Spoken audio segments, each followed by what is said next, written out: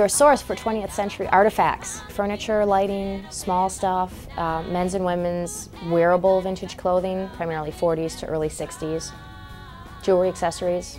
Come on, honey pie, sugar and spice tonight.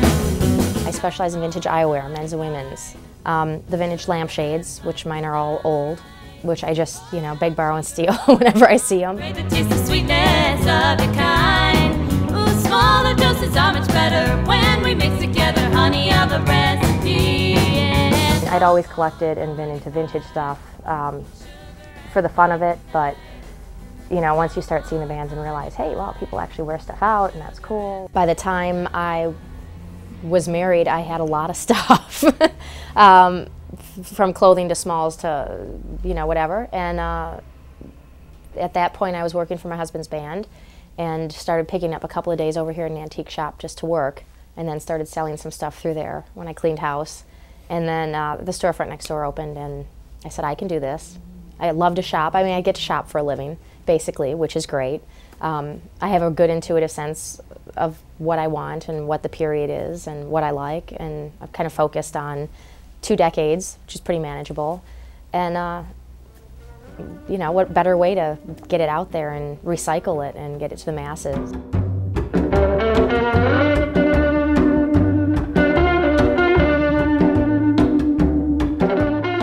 We're not dying to set the clock back and live in 1958. I certainly wouldn't want to, but there's kind of a genuine respect once you learn, once you start getting involved in the music, you realize that that grew out of a really historically significant period that had a lot to do with other rebellious things in design and in fashion.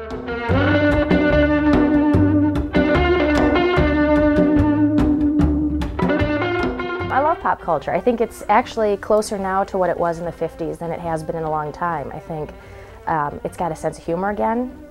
People don't just want function, and they don't want just cheap.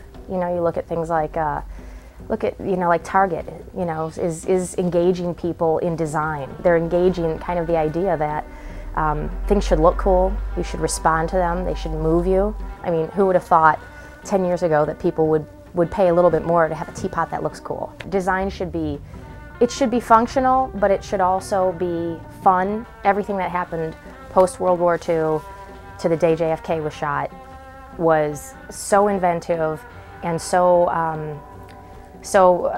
designed in a way that really elicited visceral reactions to it, whether it was rebellious in the music, whether it was inventive, whether it was space age, that whole final frontier of the 50s, exploratory, pushing the envelope, new materials, interesting materials, not necessarily successful, which is why once you get into it, you start becoming that collector looking for the more and more bizarre and the stranger and the more kind of ephemeral things from that period, because it was just really a time of luxury and explosion in an inventive sense. It was one of the richest periods of American culture. Yeah.